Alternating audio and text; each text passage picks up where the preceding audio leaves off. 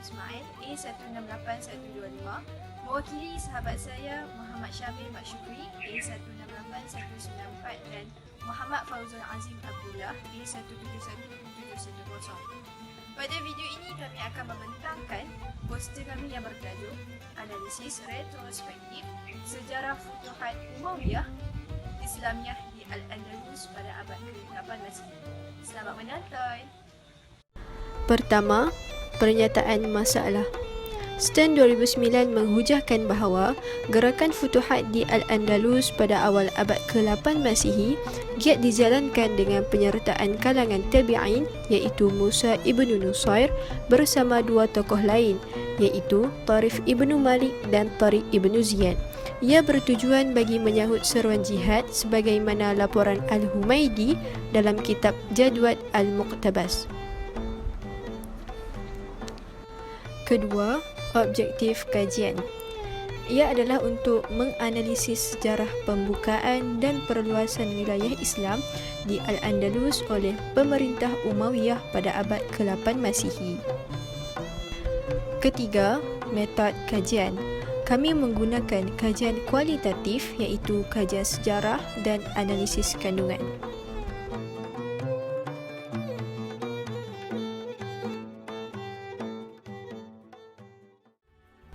Pada hasil kajian, kami mendapati terdapat 3 tokoh utama dalam sejarah futuhat Umayyah Islamiyah di Al-Andalus abad 8 Masihi.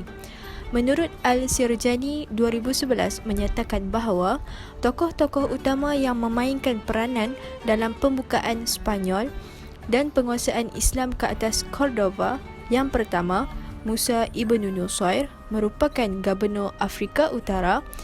Beliau telah dilahirkan pada tahun 19 Hijrah bersamaan 640 Masihi dan wafat pada tahun 97 Hijrah bersamaan 716 Masihi ketika usia beliau mencecah 78 tahun. Kedua, Tarif ibnu Malik atau nama penuhnya Abu Zur'ah ibnu Malik yang berketurunan Arab. Ketiga, Tariq ibnu Ziyad dilahirkan pada tahun 50 Hijrah bersamaan 670 Masihi dan wafat ketika beliau berusia 52 tahun iaitu pada tahun 102 Hijrah bersamaan 720 Masihi. Beliau merupakan pemimpin barbar dan seorang panglima tentera yang cekap lagi berani. Perwatakan Tariq ibnu Ziyad adalah bertakwa, warak dan mencintai jihad di jalan Allah Subhanahu wa taala. Kronologi awal Futuhat Al-Andalus.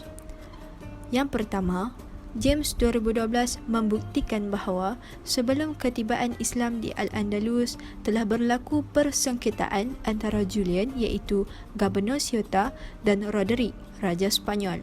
Dikatakan Roderick telah memecat dan membunuh teman baik Julian iaitu Witiza serta beliau juga telah mencabuli kehormatan anak perempuan Julian yang bernama Florinda.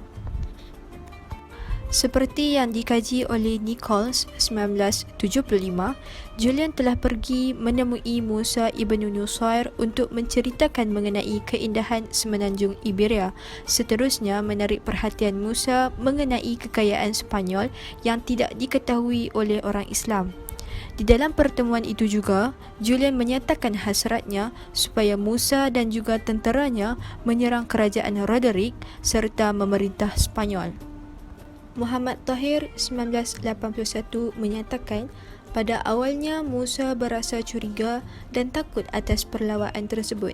Akan tetapi, setelah mendapat keizinan daripada Khalifah Al-Walid dari Damsyik, Musa menghantar pasukan tenteranya seramai 500 orang yang diketuai oleh Tarif ibnu Malik.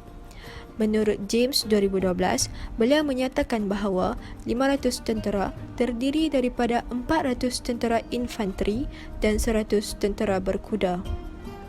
Menurut Mahayuddin 1990 mengatakan bahawa pada tahun 710 Masihi, tentera Tarif telah mendarat di Tarifan dan telah meraih kemenangan setelah menyerang Tanjung Algeciras, seterusnya kembali ke Qairawan dengan membawa harta rampasan perang yang banyak. Siri-siri peperangan awal abad ke-8 Masihi. Pertama, Perang Guadalete. Peperangan ini merupakan peperangan antara tentera Islam yang diketuai oleh Tariq Ibn Ziyad melawan tentera Visigoth yang diketuai Raja Roderick. Kemenangan yang berpihak kepada tentera Islam ini merupakan pembuka jalan kepada kejayaan ekspedisi pembukaan wilayah Islam di Al-Andalus pada tahun 711 Masihi. Kedua, Perang Magharah Dunghah atau Battle of Covadonga. Peperangan ini berlaku antara Banu Umayyah dipimpin oleh Al-Qamah dan Manuza melawan pejuang Kristian yang dipimpin oleh Don Pelayo. Kemenangan yang berpihak kepada tentera Kristian antara faktor utama kepada permulaan usaha Reconquista di bumi Al-Andalus pada tahun 722 Masihi. Ketiga, Perang Balad Al-Syuhada atau The Battle of Towers. Peperangan ini telah berlaku antara Gubernur Muslim Sepanyol iaitu Abdul Rahman Al-Ghafiqi dengan Charles Martel. Peperangan ini telah menjadi antara pertempuran terpenting dalam sejarah kerana peristiwa ini menghentikan kemarahan tentera Islam ke wilayah utara semenanjung Iberia pada awal abad ke-8 Masihi setelah Abdul Rahman Al-Ghafiqi terbunuh di dalam peperangan pada tahun 732 Masihi.